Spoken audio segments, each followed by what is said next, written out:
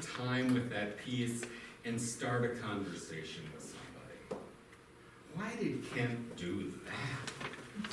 Or like my mother-in-law says, I don't understand that washer. Why is that there? But start that conversation. That's what art can do. That's what art can do. My grandmother, Josephine Robinson, who you're going to hear about and hear speak tonight, she was the first artist I knew. She made these beautiful black ash baskets. And when she would sell these baskets in her early years for 35 cents.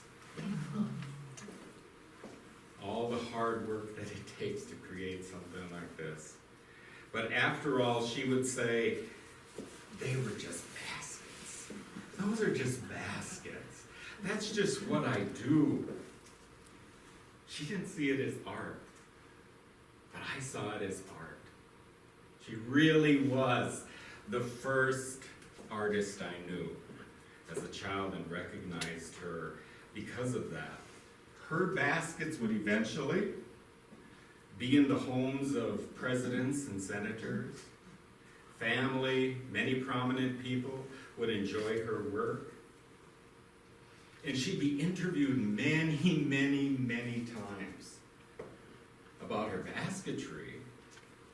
But more importantly, it was her opportunity to talk about her life growing up on the White Earth Reservation when it was brand new. She told that story. So her artistry was her vehicle for telling her story. That's what she did. Because she had an important story to tell. I was cleaning out a cabinet in my office, and I came across this article from 1978. This was the insert in the Saturday Minneapolis Star and Tribune newspaper. And it was a 4 or 5 page article. And I started to reread this article. I'd read it many years ago, but I started to reread that article. And this phrase jumped out at me. You'll always run across people who make you understand that you're just an Indian. Make you understand that you're just an Indian. I had read this article, but I didn't see those words before. So when I read this again, I couldn't let this go. This phrase haunted me.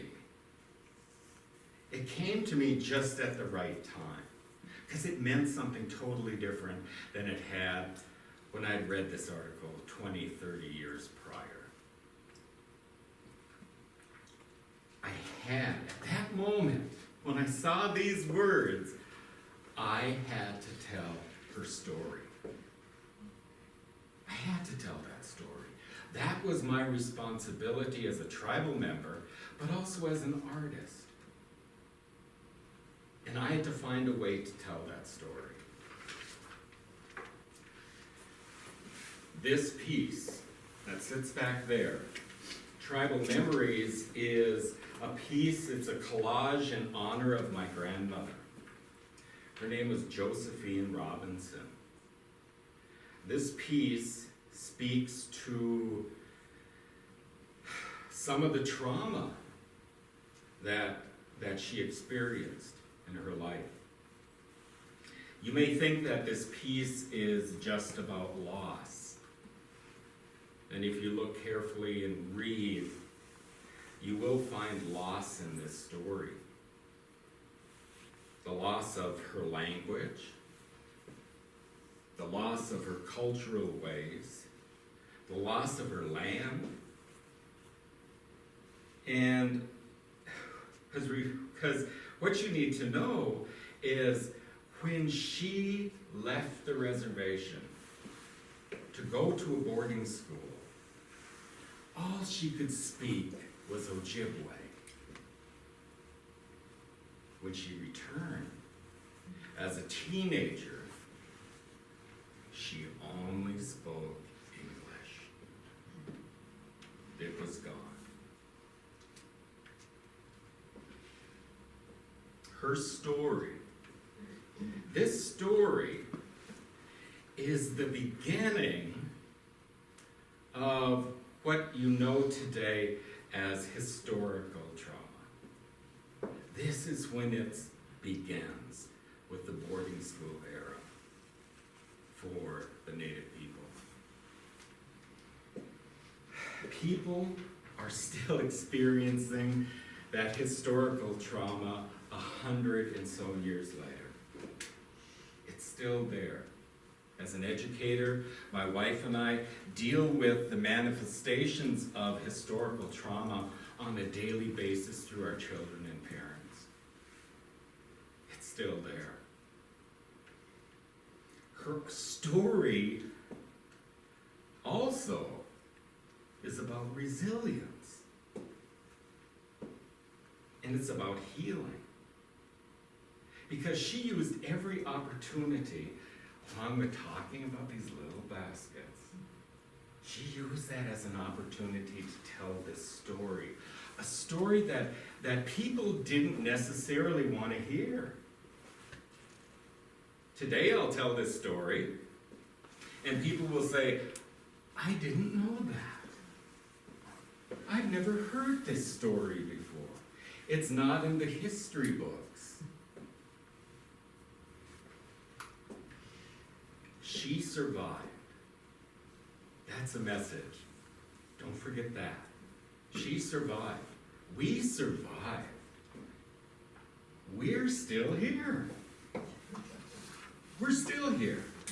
The Native people are still here because of that resilience, despite the trauma that she had to go through.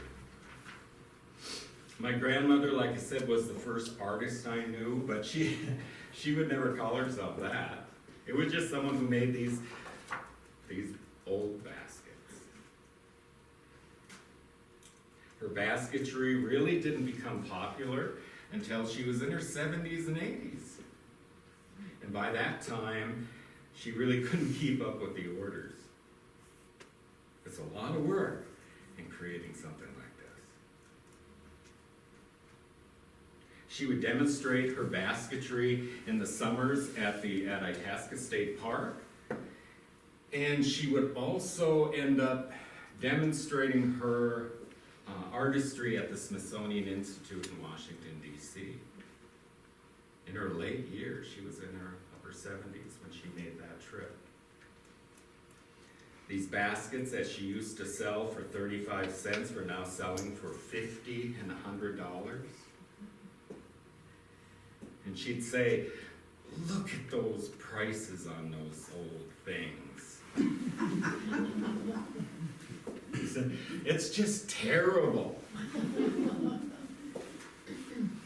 And you know what that was? That was her saying she was proud of her work. That was the Native way of saying, I'm proud of what I've created.